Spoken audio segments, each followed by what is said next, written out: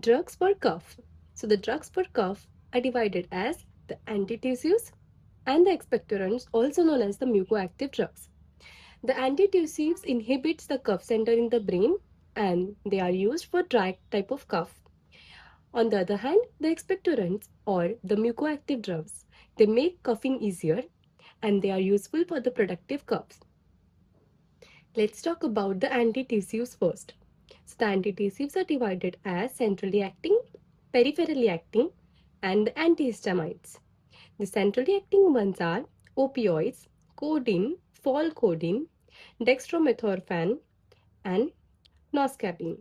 The peripherally acting ones are benzonatate, pranoxidazine, and the demulcents. The demulcents are also known as the pharyngeal demulcents. Those are lozenges, syrup,